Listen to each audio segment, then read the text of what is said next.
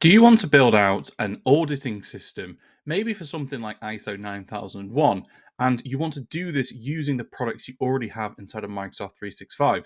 On this video, I'm going to show you step by step how you can go about building out this system.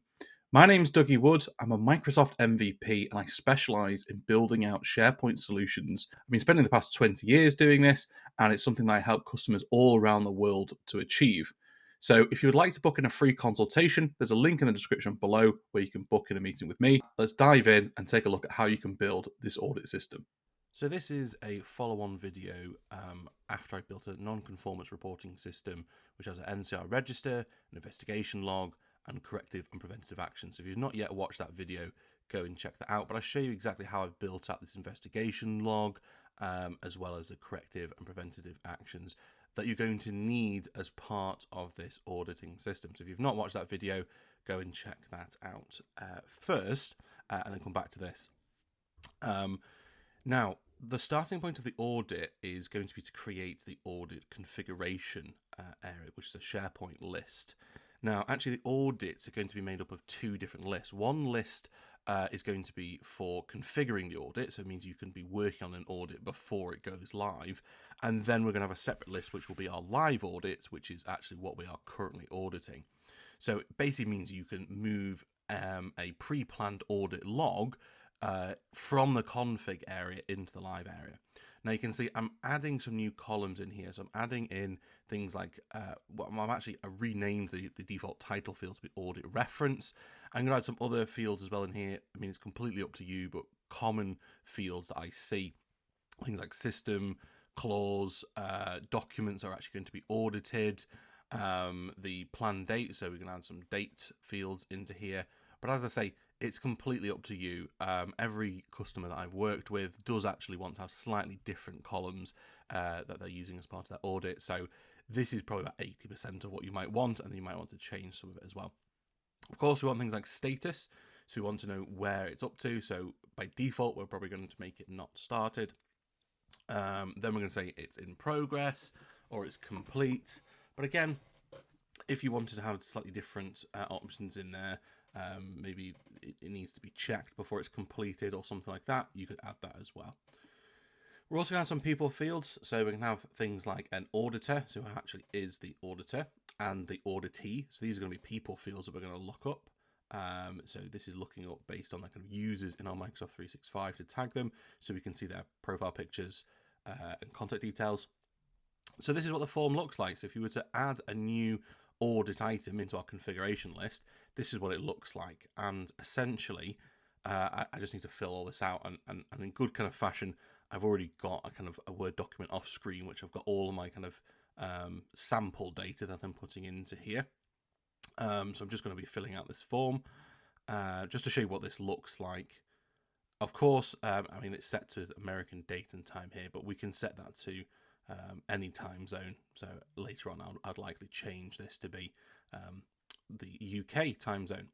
Now, I've just realized actually there's a few things that I don't necessarily need in here. So I don't need to have things like the actual date columns. I've just realized actually as part of my config list, I don't actually need to specify the actual date because, of course, that's only going to be relevant in the live list. So I say this was me just sort of figuring it out as I was going along when I was building out this sort of demo area, but I don't actually need them in this list. So I've just deleted them. I'm just reordering my kind of columns, and I'm also just going to fast forward as I go through, adding in a bunch of extra kind of data in here just so you can see what that looks like once it's in there. I always advocate have as much test data in here as you possibly can, and also as realistic looking data. So even if you're not necessarily the person that's going to be using this system, you're just building it on someone's behalf, have some realistic looking data. It's just so it's easier for people to understand, and it's easier to spot gaps of where there might be columns that you do need in your system that you don't currently have. If you're interested in this system, then we do deploy it at a fixed price to our customers. Get in touch for a free demo using the link in the description below. So I've built out my audit config list, and now I'm going to use that. So you can actually build a list from an existing list. I'm going to use that audit config list to build my second list, which is my live audits. So I'm now basically fast tracking all the columns I need, because it's almost going to be like a copy and paste exercise when it comes to moving the audit config into the live config, into the live audit area. But this is where I'm going to add my additional columns. So any additional kind of things like finding type, so it might be a non-conformance, improvement opportunity, an observation. I don't obviously need to have that as an option inside my audit config. Same with the actual date that it took place. I don't need to have that in the config area. I just need to have that in my live area, because that's actually where I'm going to be actually taking my audits and actually working on them. So things like finding description, again, is another thing that I'll need in my live area. So I'm adding a multiple lines of text column into here. Maybe things like severity. Now, severity is an interesting one, because quite often with these systems, so I'm just showing you how we build out the list for this, but typically we also build out some workflows, some Power Automate workflows off the back of this.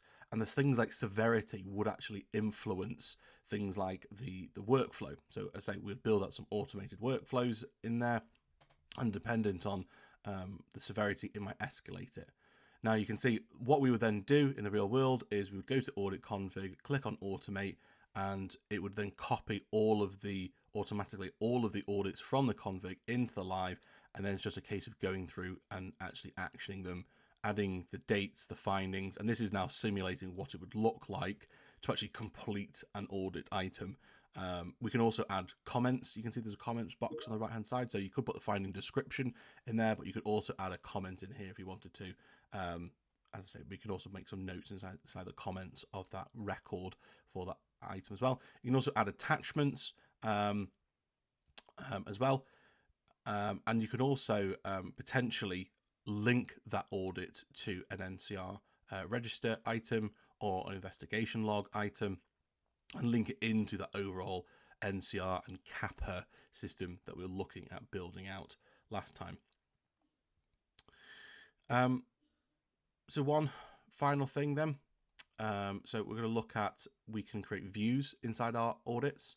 So for example, if I was the auditee or the auditor, I might want to see my items. So I've got a filter now which says show me everywhere that I am the auditor, and this is based on the actual user looking at it, so it will be dynamic, so it'll only show items that are for that particular user. I can copy the URL because it's specific now that it's a view. So now I'm going to come into, say, a tile and paste in that link and say this is my actions pending verification. My audit items. Click on that, and that then takes me directly into my audit items list. I can add that link anywhere I want. I could add it into a navigation bar. I could add it into the home page. And you can see here I'm just editing the site navigation bar just to reorder things around a little bit. So I've got my audit config list. The other cool thing that we can do as well with this navigation bar is we can enable what they call audience targeting, which means only certain users can see it. So that then means I can add in the audiences to target, and this might be, say, the quality managers only see this configuration, because we don't want everyone to be going in and seeing all the audit configurations.